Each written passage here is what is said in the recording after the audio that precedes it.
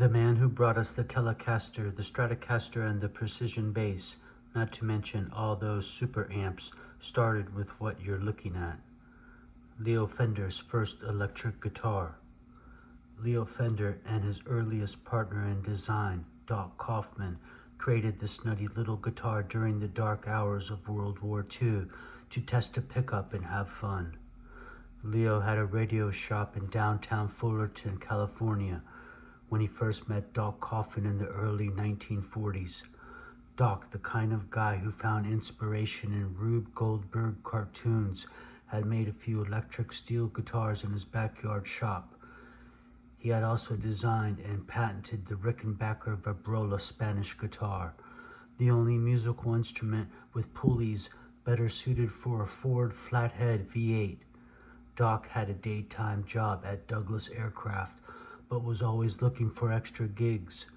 So when Leo needed someone to repair record changers, he hired Doc to work nights. While other great minds were designing B-29s, Leo started thinking about weapons of a different sort, electric guitars. No doubt Kaufman, who played a shiny black Rickenbacker, accelerated Fender's newfound pursuit.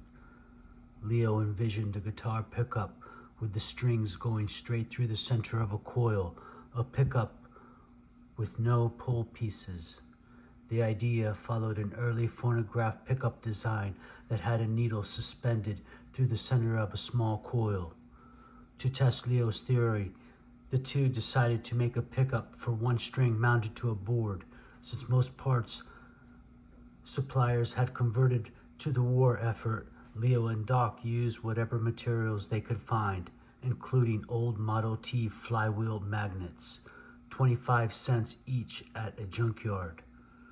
With magnets in hand, Doc wound the pickup coil on a machine Rickenbacker's Paul Barth had devised. The single-string pickup worked. Soon Leo coined the name direct string pickup for the unit and asked Doc to help make a 6-string version. While many writers have mistaken Leo's first guitar for a lap steel, the instrument built around the new pickup had a round neck and frets for Spanish playing, the way Doc used it. By the way, Leo Fender ripped on sax in 8th grade band, but never learned to play the guitar.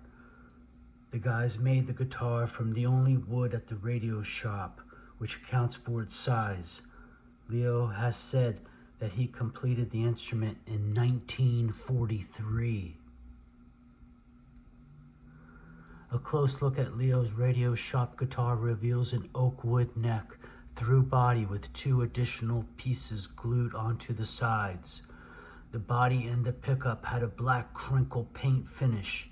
No, this is not a custom color, like those found on many late 30s Rickenbackers.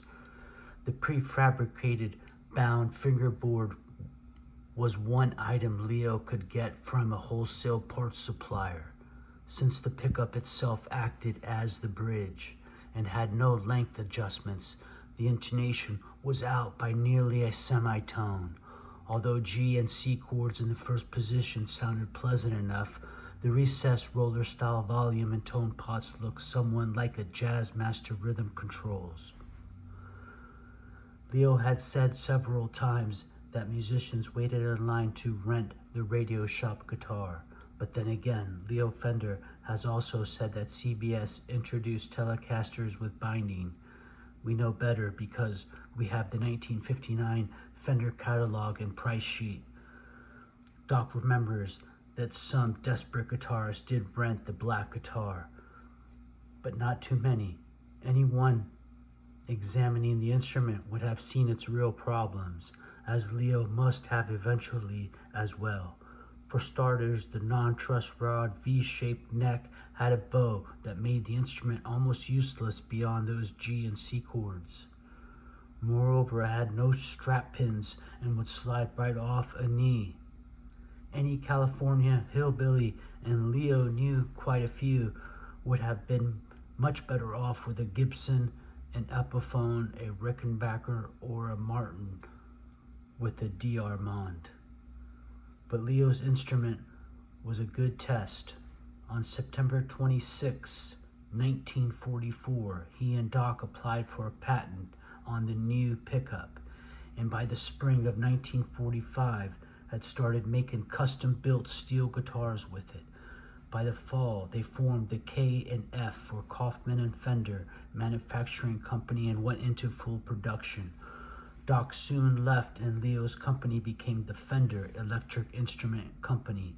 Leo used several variations of the Radio Shop pickup on Fender's steel guitars until 1955, but realized that he needed completely different pickups for standard electrics. And of course, by late 1950, he had the Broadcaster, and by 1954, he had the Strat. Instruments that ushered in the modern era of guitar manufacture. That Leo started with this nutty little guitar shows how far and how fast his thinking and products advanced.